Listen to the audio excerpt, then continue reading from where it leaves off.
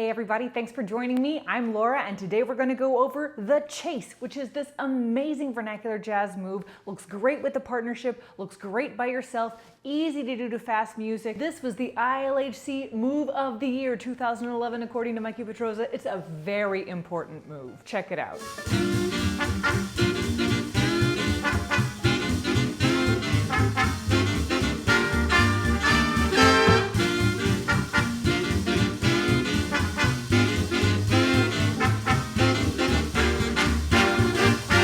Thank you to the people on Patreon for helping to make this video free for people like you. They are the true heroes, and if you want to join them, the link's in the description. So in order to go over the chase, we're going to build it up through its component parts through dancing to music, starting with what I think is the source material of the chase, the fall off the log. So it's going to be real helpful if you already know that. After we get the basic pieces, we're going to go into some fun variations, and after we have all of that, we're going to stop the music and we're going to go over some finer details. Now, if you look at the beginning of the chase, you can see that it's just a fall off the log. But instead of going fall off the step, fall off the step, you're going fall off the kick step, down, up.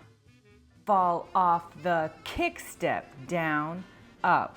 Fall off the kick step, down, up. So if you can say that to yourself and break that muscle memory of stepping instead of kick stepping, that will help you get to the next part. When in doubt, say what you're doing out loud. The music is playing, let's get started. Hey, hey, fall off the log.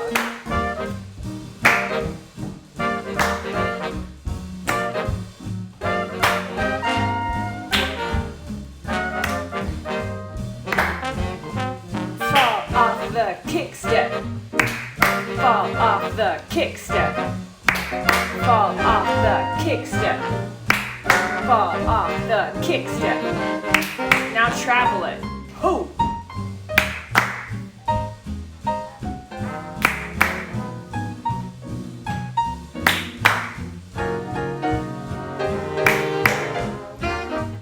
And hum, up, fall off the kick and hum.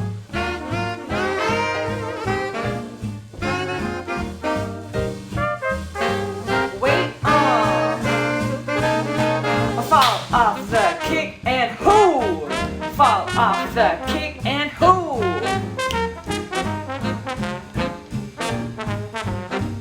Add skates and fall off the hook! Skate, skate, skate, fall off the hook!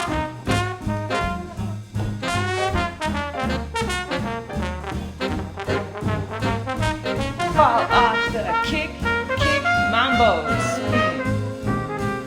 Again, hook! Kick, step, kick, and on. One more time. Fall off the hut. And hut. Now turn it. Ho! Ha! Ha! Ha!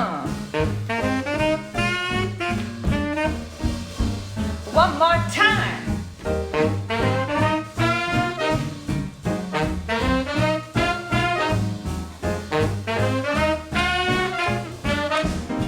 Quick turn, here we go. Whoop, whoop,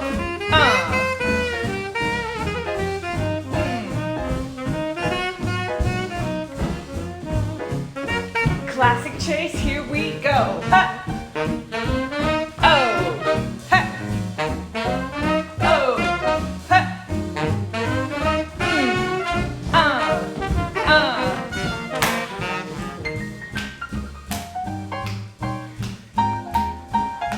So that's the chase and the variations. If you didn't get all of that, don't worry about it. We're going to go over some details right now, starting with the basic. Two of the things that will help you do all of this stuff, in my opinion, is thing one, athletic posture. Thing two, bouncing your standing leg such that you're not glued to the floor and you have some mobility. Next up, let's talk about the chase variation, fall off the kick step into skates. The detail I want to point out for this, it's really helpful for me if I do a big old windmill with my arms and then I use that combined with the compression in my leg to give myself some power to generate a good skate. It's difficult for me to just hop without that prep. Another detail I want to point out is on that variation where you're turning down the line. Now, anytime you're doing kick steps, probably your upper body is doing walking arms. Right arm, left leg, left arm, right leg. Kicking in the direction that you're going. Something that I think is really fun, especially when you don't have a partner and therefore don't really have to have your arms available, is if you continue to do walking arms even though you're turning. It should be the exact same thing, you're just turning instead of going straight. Right arm, left leg, left arm, right leg. Kicking in the direction that you're going. If you want more information about turning while you're kicking, I have a video on Charleston turns. If you want more information about things to do with your arms, I have a video on arms. Another variation I love is that version of the chase with the really quick turn and the land at the end. Man, that is fun to do. Again, this isn't a partnered movement, so I can use my arms to give myself some extra power. If you notice the slow-mo version, I am taking my back arm and I am swooping it forward to give myself some extra energy. After that quick turn, I land with both feet and I sink into the ground for some shock absorption. Sinking into the ground like that is something that I do every single time I land unless I have a very cool stylistic reason not to. Which again, maybe you want if you're trying to hit that beat. So a quick note on how I think about snappy solo turns in general. I try to keep myself in alignment. Head, shoulders, hips, knees, toes, hands on either side of that. When I prep, I'm gonna move my hand to the opposite side and then I'm gonna boom, snap it back into that alignment, and that should give me a whole lot of power.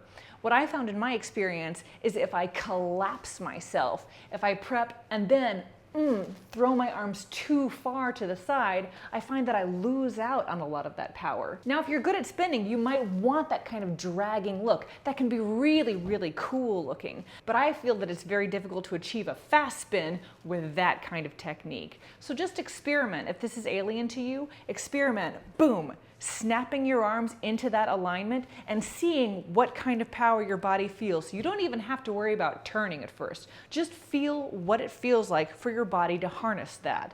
Then see if you can gradually spin a little bit more and a little bit more. It is easy to overdo it. So experiment with how much you need. Good news is with this move, you're landing with 2 feet. It does not have to be perfect. It's very flexible landing. And then finally, you have that classic move, that partnered version of the chase. This is super recognizable. If you are dancing with somebody and they do, huh, boom, fall off the, chances are really good that they're inviting you to chase with them. Probably you know the chase and you can join on in. Which means you can invite them too. The general rule is whoever is being chased is the one that opens up their legs and invites room for the chaser to put their leg through. There's got to be a better way of explaining that. So no matter which leg you chase with, if you fall off the log with the left foot or with the right foot, if you're going that way and your partner is chasing you during that big pose at the end, your feet open up and your partner puts their leg through your feet. Then boom, you chase them back, your leg goes through, their legs open up. I apologize in the demo, Cassandra and I did not line up perfectly. We have a hard time spotting each other sometimes. Of course, if you're doing choreography or if you're just really jamming with somebody and there's a big part of the music coming up that you both know,